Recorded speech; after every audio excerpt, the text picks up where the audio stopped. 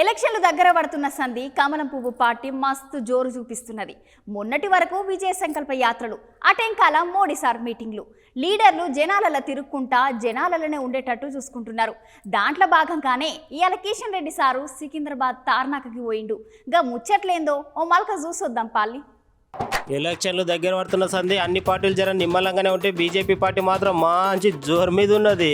ఈసారి ఎట్లయినా తెలంగాణలో ఎక్కువ సీట్లు గెలుస్తామని అంటున్నారు బీజేపీ లీడర్లు.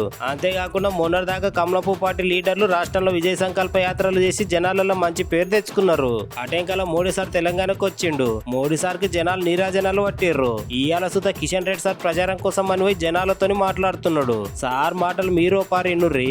ఈరోజు భారతీయ జనతా పార్టీ తరఫున ప్రధానమంత్రిగా నరేంద్ర మోడీ గారు ఉన్నారు. మరి మిగతా పార్టీల తరఫున ఎవరున్నారో ప్రధానమంత్రిగా ఆలోచన చేయండి. అదేవిధంగా కాంగ్రెస్ పార్టీ 2004 నుంచి 14 వరకు మన మోడీ గారు రాకముందు 10 సంవత్సరాలు అలా రకంగా 50 సంవత్సరాలు కాంగ్రెస్ పార్టీ పరిపాలించింది.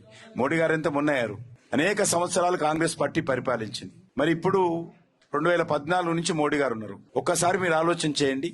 మోడీకి ముందు, మోడీ గారు వచ్చిన తర్వాత అది శాంతి భద్రతల విషయంలో కావచ్చు, ఒక నీతివంతమైనటువంటి ధర్మబద్ధమైనటువంటి పరిపాలన విషయంలో కావచ్చు, లేకపోతే మౌలిక వసతుల అభివృద్ధి కావచ్చు, దేశంలో డిజిటల్ ట్రాన్సాక్షన్ కావచ్చు, భారతదేశాన్ని ఇతర దేశాల్లో గౌరవం పెంచే విషయంలో కావచ్చు, పాకిస్తాన్ ఐఎస్ఐ కార్యక్రమాలు అరికట్టే విషయంలో కావచ్చు, మత కళాలు అరికట్టే విషయంలో కావచ్చు, బాంబు పేలుళ్లు, కర్ఫ్యూలు వీటిని తగ్గించే విషయంలో కావచ్చు, లేకపోతే ఆర్టికల్ 370 విషయంలో కావచ్చు, లేకపోతే దేశంలో ఆధ్యాత్మికమైనటువంటి భావనకు ప్రోత్సాహం కల్పించే విషయంలో కావచ్చు, లేకపోతే జాతీయ భావము, జాతీయ జీవన విధానాన్ని ప్రోత్సహించే విషయంలో కావచ్చు, భారతదేశం అస్తిత్వానికి సంబంధించిన విషయంలో కావచ్చు, భారతదేశం యొక్క బానిస మనస్తత్వం నుంచి విడనాడి మన జాతీయ భావజాలంతో దేశాన్ని ముందుకు తీసుకెళ్లే విషయంలో కావచ్చు, మహిళలకు 33% రిజర్వేషన్ కావచ్చు, ముస్లిం ఆడబిడ్డలకు త్రిపుల్ తలాక్ చట్టం రద్దు విషయంలో కావచ్చు, అయోధ్యలో భవ్యమైనటువంటి దివ్యమైనటువంటి రామందిర నిర్మాణం కావచ్చు,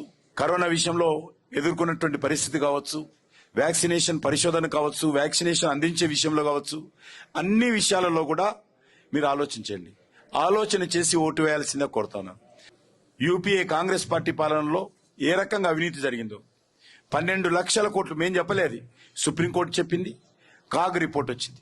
12 లక్షల కోట్ల రూపాయలు బొగ్గు కుంభకోణంలో, 2G స్పెక్ట్రమ్ కుంభకోణంలో, కామన్వెల్త్ గేమ్ కుంభకోణంలో, అవన్నీ నేను చెప్పి నేను సమయం వృధా చేయను.